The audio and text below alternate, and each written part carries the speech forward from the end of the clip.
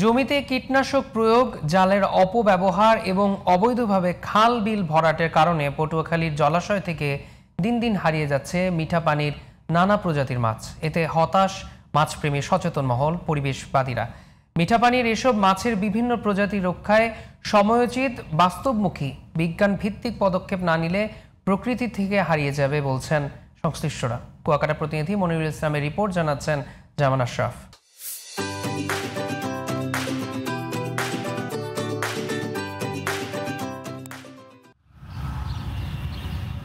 আবাদি জমির মধ্য দিয়ে প্রবাহমান খাল, নালা, জলাশয়, বিলে একসময় প্রাচুর্যতা ছিল কই, শিং, মাগুর, টাকি, বাইলা, ঘুতুম, বাইনসহ অন্তত ৩৫ প্রজাতির মাছের।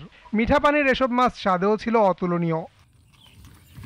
তবে আবাদি জমিতে মাত্রাতিরিক্ত কীটনাশক প্রয়োগ, খাল, স্লুইস গেট, কালভার্ট দখল ও ভরাট, মাছের রেণু ধ্বংসকারী জালের অবাধ ব্যবহারের ফলে কমে আসছে এসব মাছের উপস্থিতি। ম্যাক্সিমাম খাল বন্ধ করে কেউ আছে বাড়িঘর করছে, কেউ জাল পাতে, কেউ ঘের করে, এই হলো আসল কারণ। কত যে জাল, এত নাম আমরা জানি না, এত জাল পাতে, এই জালে সব মাছটি মারিয়ে লাগছে। অনেক কীটনাশক ব্যবহার করার ফলে এদেশে কোনো মাছই এখন না পাওয়ার হয়ে গেছে। এরই মধ্যে হারিয়ে গেছে অনেক প্রজাতির মাছ।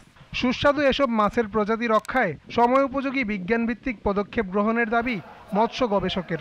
আমরা যদি সচেতন না হই তাহলে আমাদের ভবিষ্যতে বাংলাদেশের যে একটা প্রোটিনের উৎস এবং কর্মসংস্থান, সেটা আমরা অচিরে আমরা ধ্বংস হয়ে যাবে। এসব মাছ রক্ষায় সমন্বিত উদ্যোগ নেওয়ার কথা জানিয়েছেন কলাপাড়ার এই সিনিয়র মৎস্য কর্মকর্তা।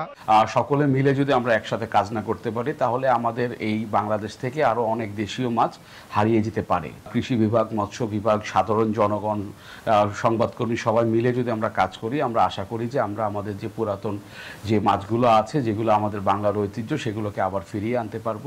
দখল হয়ে যাওয়া খাল, নালা, জলাশয় উদ্ধার করে মিঠা পানির মাছের অবাধ বিচরণ সহ বংশবিস্তারে কার্যকর ভূমিকা রাখবে সরকার, এমন প্রত্যাশা সবার। জামান আশরাফ, জিটিভি নিউজ।